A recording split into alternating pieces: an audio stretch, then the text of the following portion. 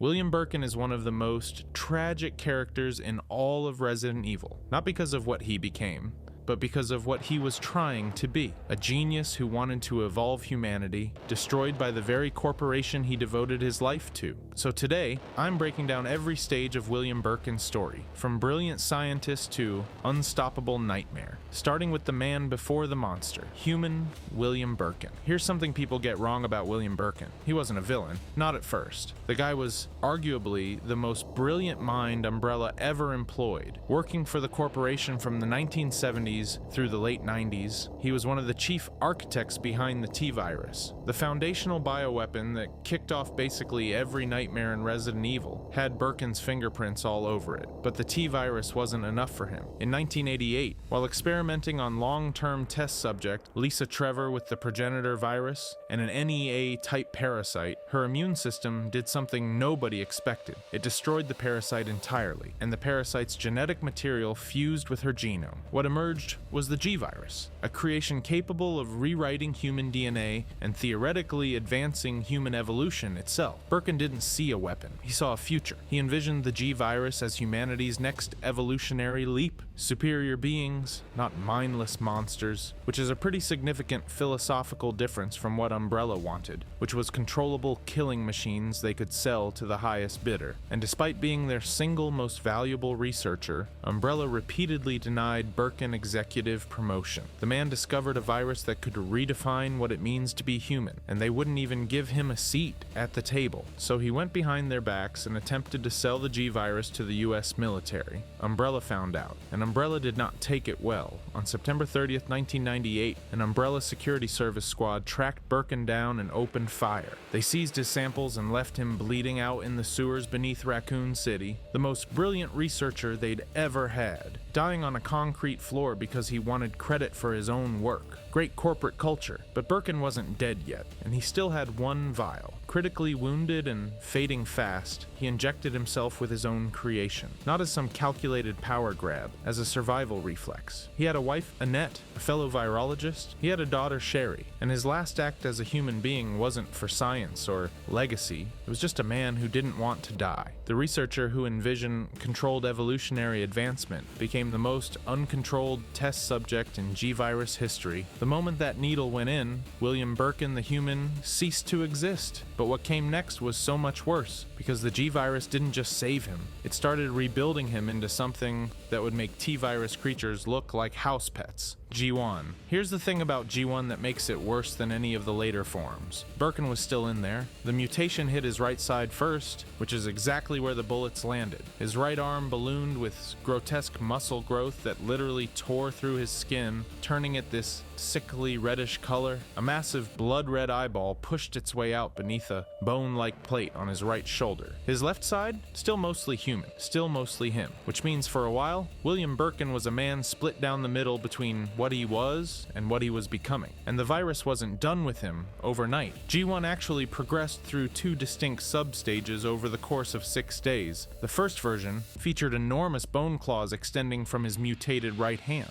These were the claws he used to slaughter the very USS operatives who had shot him minutes earlier. The same soldiers who put the bullets in him became the first test subjects for what those bullets created, which is, you know, poetic in the most horrible way possible. But as the virus continued its work, the arm evolved again. The claws were gone, replaced by an enlarged but surprisingly dexterous limb that could actually grip objects and wield weapons. A monster hand that could hold a pipe. That's not a creature running on pure instinct. That's something with enough of a brain left to understand what a tool is. And that's the most disturbing part. During G1, Birkin retained enough cognitive function to experience what was happening to him. His human brain was still online, still processing sensory input from a body that no longer made biological sense. The result was disorientation and dizziness, as his neurological system tried to reconcile two completely incompatible states of existence. Imagine being conscious for that. Imagine feeling your own shoulder grow an eyeball. G1 mostly stayed underground, lurking in the sewers beneath Raccoon City, but it surfaced for one specific reason: Sherry, his 12-year-old daughter. Whether that was residual paternal instinct bleeding through from his dying human consciousness or the G-Virus's hardwired drive to implant embryos in genetically compatible hosts? Nobody can say for certain. Probably both. The man wanted his daughter. The virus wanted a host. And for a brief, terrible window, those two impulses pointed in the exact same direction. He could still navigate familiar spaces, still recognize his own child, still hold objects in his hand. The horror of G1 was never the monster. It was the man trapped inside it, watching himself disappear one cell at a time over 6 agonizing days. But if G1 was Birkin losing a war with the virus, G2 is where the virus won. G2 at G1 was a mutated human. G2 is something else entirely. This is the form where the G-Virus stopped repairing William Birkin and started replacing him. The most important thing happening in G2 isn't the extra arms or the claws, it's the new head. The virus grew an entirely new brain, a completely separate neural structure designed to take over from Birkin's original human consciousness. Think about that for a second. The virus looked at his human brain, decided it wasn't good enough, and built its own from scratch. Whatever was left of William Birkin's thoughts, his memories of Sherry, his grudge against Umbrella, all of it got demoted. His original face slid down from his skull to the left side of his torso, still technically attached, still technically there, but no longer in charge of anything. Just a vestigial reminder of the person who used to run this body, which is, not ideal. The rest of him was barely recognizable. His torso widened dramatically as the skeletal and muscular systems reorganized to support 2 entirely new arms growing asymmetrically beneath his original shoulders. That mutated right arm from G1 got even bigger, sprouting massive regenerated claws, while the signature eye took on a rounder, more developed shape. His left arm bulked up substantially, and a third arm started pushing its way out, giving the creature 4 functional limbs for grabbing, slashing, and doing whatever else a virus-piloted meat suit needs to do on a Tuesday evening. But here's where it gets really unsettling. A small mouth started forming in the center of his chest, not a human mouth, something closer to a lamprey or an eel, just this circular predatory feeding apparatus nestled between his ribs like it had always belonged there. It hadn't. It was brand new, and it was foreshadowing. That little mouth was the prototype for the structure that would eventually consume his entire torso in later forms. An additional eye started developing near it too, because apparently one set of redundant sensory organs wasn't enough. Meanwhile, his heart physically migrated from its normal position in his chest toward his left shoulder. The virus literally rearranged his cardiovascular system to keep up with the expanding vascular demands of a body that was now running 4 arms, a replacement brain, and a chest mouth simultaneously. Cool, add that to the list. And the thing that makes G2 so distinctly horrifying compared to what came before is how unfinished it looks. G1 was lopsided but recognizably human. G2 is chaotic, asymmetrical, like the virus was still sketching out blueprints in real time, trying different configurations, growing things at different rates to see what worked. The new arms don't match, the eyes are scattered without clear logic. The whole form radiates this sense of something mid-construction, a biological rough draft that hasn't decided what it wants to be yet. It knew one thing though, it wasn't going to be human. But if G2 looks like the virus was still figuring things out, G3 is what happens when it finally makes up its mind.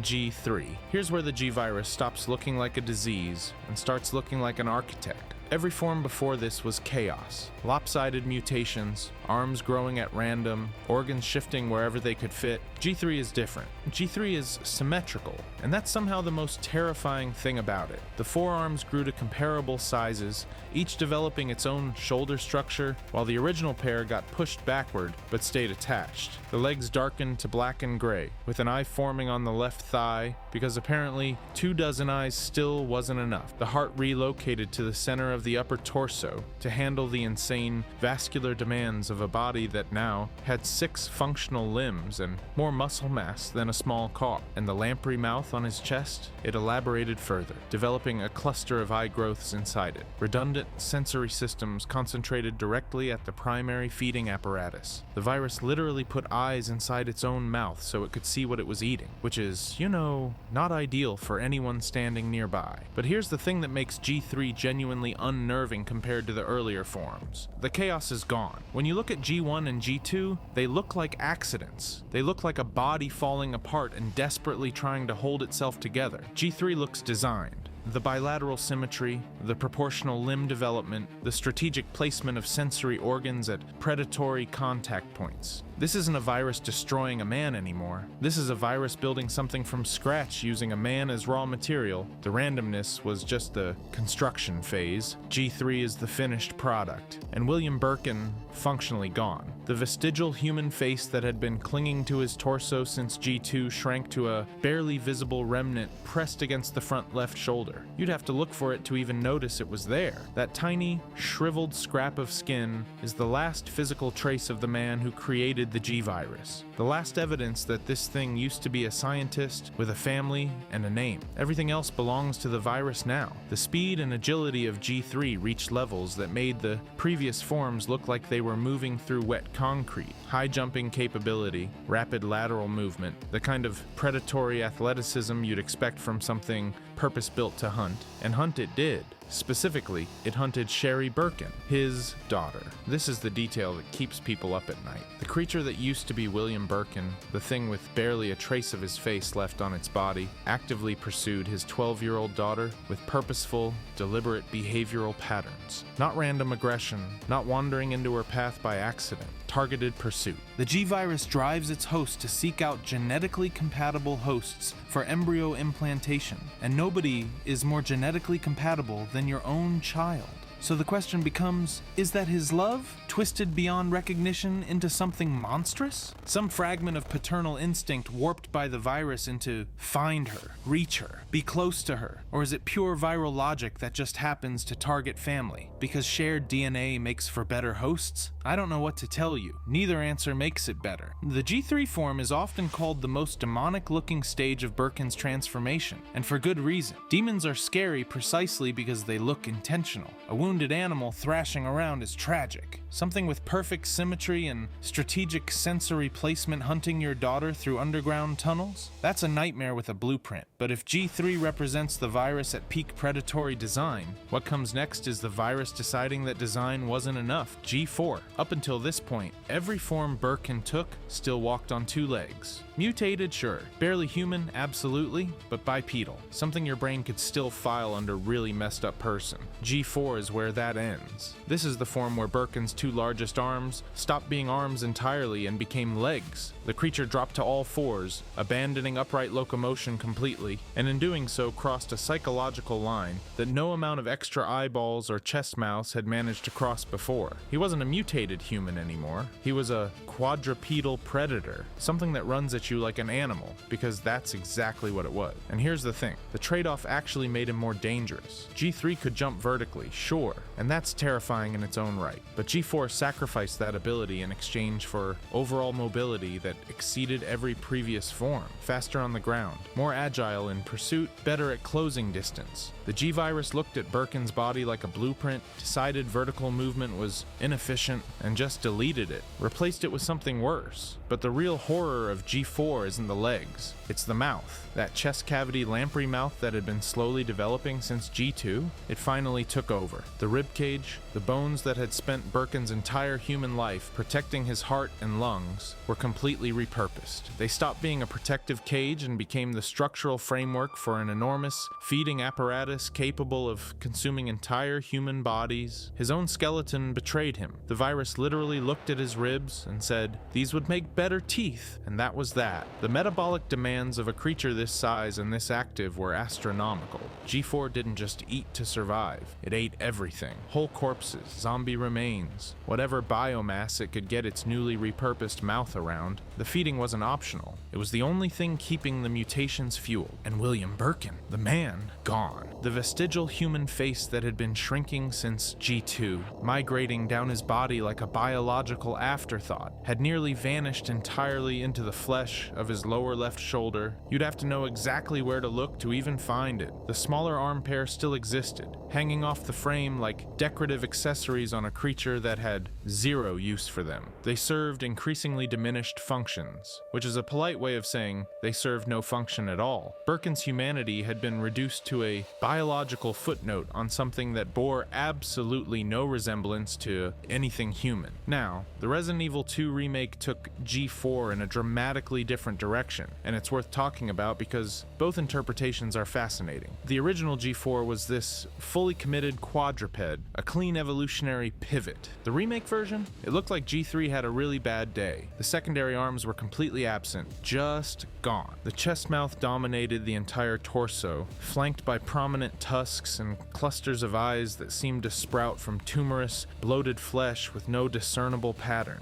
The whole thing looked like it was barely holding together, like the virus was winning the war against structural integrity. But the remake G4 could still stand on two legs when it wanted to. It just chose to drop to all fours for faster movement. And, in a particularly unsettling detail, wall climbing. Two different development teams looked at the same biological endpoint and came to two completely different conclusions about what beyond human actually looks like. One went with optimized predator, the other went with collapsing nightmare. Both are correct, which is not a comforting thought. Either way, by G4, there's zero debate left. William Birkin doesn't exist anymore. There's no consciousness in there, no residual memory, no flicker of the man who once envisioned the G-virus as humanity's next evolutionary step. Just a mouth on legs that eats everything it catches.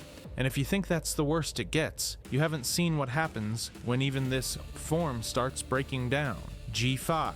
There's a moment in every monster story where the creature stops being scary because it's powerful and starts being scary because it's wrong. G5 is that moment. Every recognizable piece of human anatomy was gone. Not hidden, not distorted, not buried under layers of mutation. Gone. What remained was something closer to a mollusk than a mammal. A massive central body dragging itself across surfaces on four tentacle appendages like the world's worst deep-sea nightmare decided to go for a walk. The G-virus had spent 4 previous forms experimenting with arms, legs, claws, and bone structures. By G5, it apparently decided limbs were overrated and just went with giant meat blob with a mouth. And that mouth is really the whole story here. The digestive system had become the creature's primary interface with reality. Not eyes, not limbs, not any kind of brain structure. A mouth. Birkin's final form was, at its core, a mobile digestion system. That's it. That's what the G-virus's grand vision of human evolution produced after running completely unchecked for days. A thing that eats. And it ate everything. Whole bodies.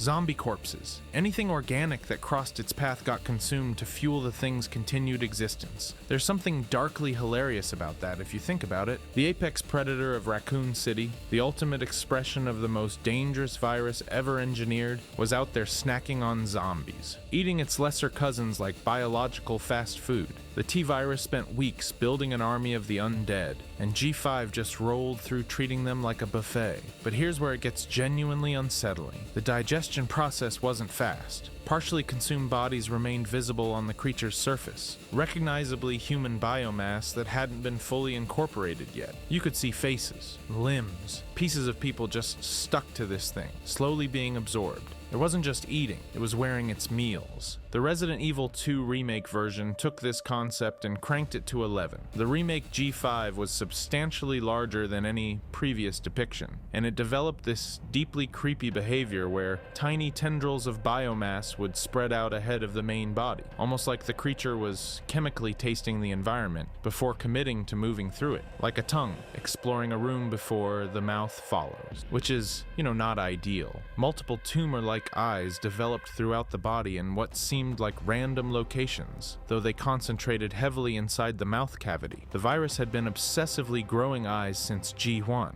stacking redundant sensory organs at every stage of mutation as if vision was the one thing it absolutely refused to give up. By G5, these growths had spread everywhere, dotting the creature's mass like biological surveillance cameras pointed in every direction at once. And here's the kicker. Those eyes, the very organs the G-virus kept compulsively producing across 5 entire stages of mutation, turned out to be its greatest weakness. The tumor-like growths were soft, fragile, vulnerable in ways the rest of the creature's mass simply wasn't. Even mundane weapons like steel pipes could inflict meaningful damage to them. A virus that could regenerate from nearly any injury, that could rebuild entire skeletal systems and grow new brains, could be hurt by hitting it in the eyeballs with a metal stick. I don't know what to tell you. Claire Redfield and Leon Kennedy exploited exactly this vulnerability during the climactic nest facility sequence, targeting the eye growths systematically until the creature's seemingly unlimited regenerative capabilities finally hit their ceiling.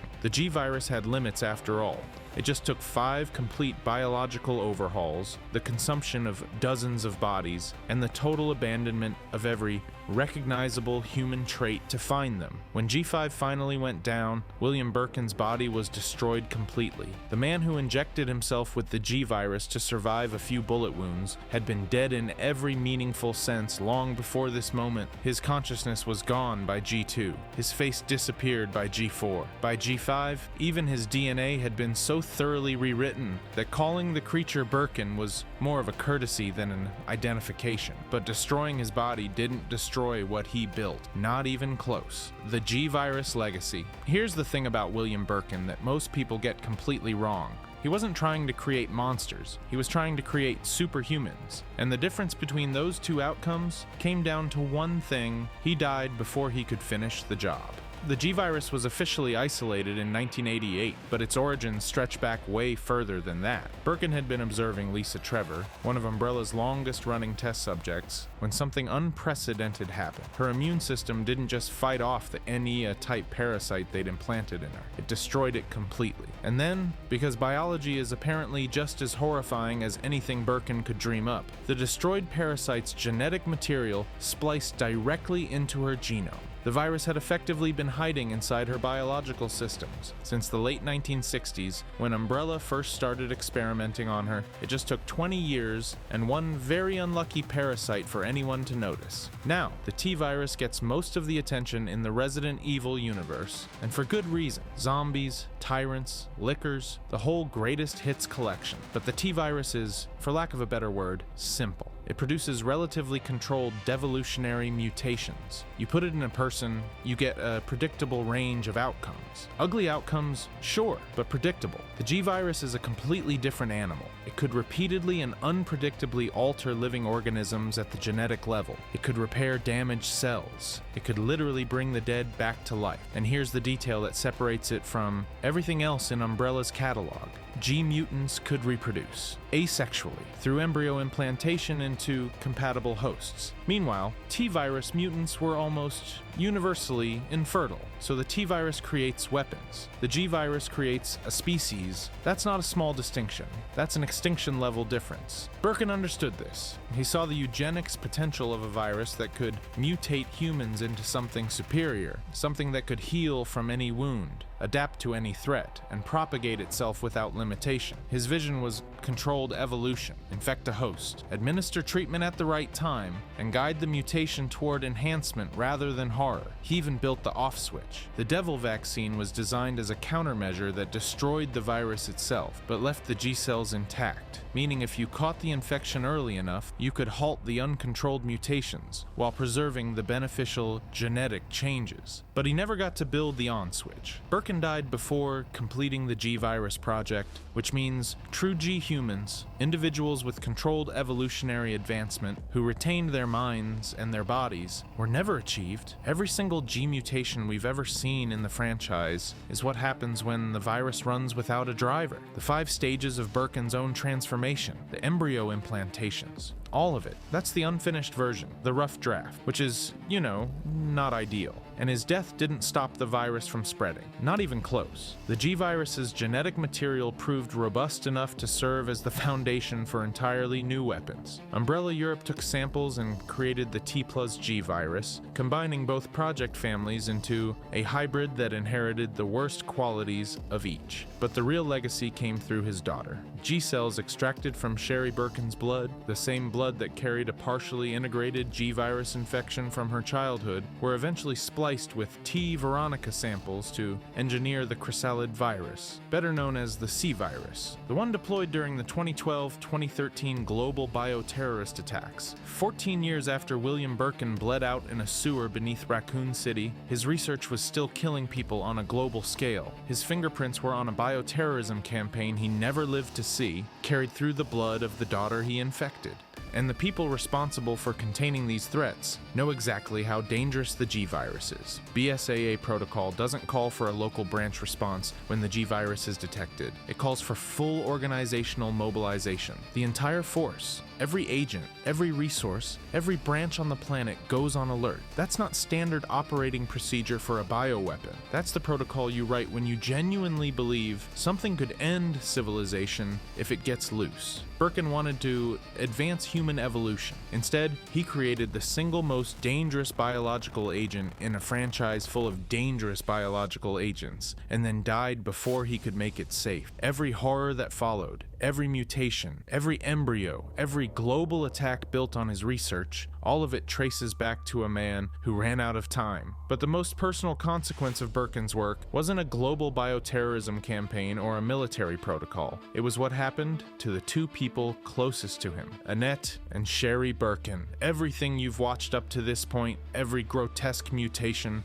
every lost trace of humanity, every stage where William Birkin became less and less recognizable as a person, it all leads here, to the worst thing the G-virus ever did. And it didn't do it to a stranger, it did it to a 12-year-old girl. His 12-year-old girl, Annette Birkin, was a virologist and administrator at the Nest facility, one of Umbrella's most classified underground research sites. She married William in the mid-1980s, and by 1986 they had Sherry. Both parents were deeply embedded in biological weapons research, pulling long hours in labs most people didn't even know existed. But here's the thing. By all accounts, they genuinely loved their daughter. They weren't cartoon villains who neglected their kid for science. They were parents who tried to balance world-altering research with raising a child, and for a while, it worked, which makes everything that follows so much worse. During the early morning hours of September 30th, 1998, William Birkin, now deep into his G1 mutation and operating almost entirely on viral instinct, found Sherry, and he implanted a G embryo directly into her body. His own daughter became the target of the virus's reproductive drive. The G-virus doesn't care about family. It cares about genetic compatibility. And Sherry, sharing half her father's DNA, was the perfect host. Let that sit for a second. A man who loved his daughter more than his career, more than Umbrella, more than probably anything, became the thing that tried to turn her into a monster. Not because he chose to, because the virus chose for him. Whatever was left of William Birkin by that point, it wasn't enough to stop it. Sherry was rushed to the Nest facility where the Devil vaccine, a countermeasure William himself had developed, was administered during the critical window before full mutation could take hold. Her eye tissue had already become severely inflamed, the early stages of transformation visibly progressing before the vaccine arrested it. A few more hours and there would have been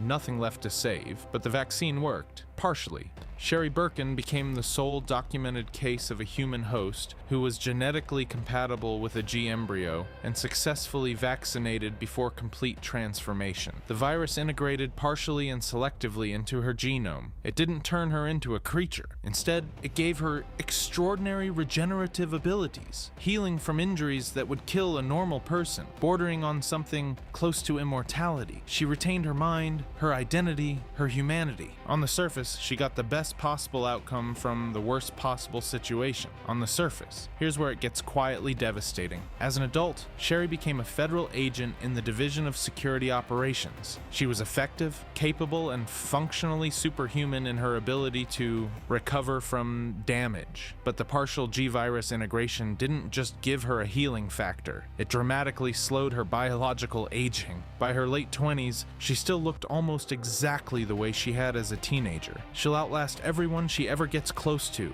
watching friends and colleagues grow old while she stays frozen in place. The G-Virus gave her something that looks like immortality, and that sounds like a gift until you think about it for more than 5 seconds. She didn't ask for it. She was 12, and now she gets to spend decades, maybe centuries, carrying her father's virus in every single cell of her body, a living reminder of the worst night of her life that she can never outgrow. Literally, that's not a superpower, that's a sentence. And it gets worse. Sherry's G-infected blood didn't just affect her, it became a resource. Carla Radames extracted genetic material directly from Sherry's blood and used it to engineer the C-Virus, the weapon deployed during the 2012 to 2013 global bioterrorist attacks. Thousands of people died because of a virus built from the blood of William Birkin's daughter. His legacy literally flowed through her veins and out into the world, threatening global biosecurity decades after his body was destroyed on the escape train out of Raccoon City. William Birkin's story didn't end when he died. It transferred from his body to his daughter's blood to a global bioterrorism campaign. The man who wanted to advance human evolution instead created a chain of suffering that passed from generation to generation like a genetic curse. Sherry will carry his virus until the day she dies. And thanks to what was done with her blood, the world will carry his consequences for even longer. Not all stories have a point. Some are just sad from beginning to end. But if there is one, it's this. The G-Virus took everything from William Birkin, his mind, his body, his humanity. And then, just to be thorough, it took his family too. If you enjoyed this video and want to see more, click the video on the screen now.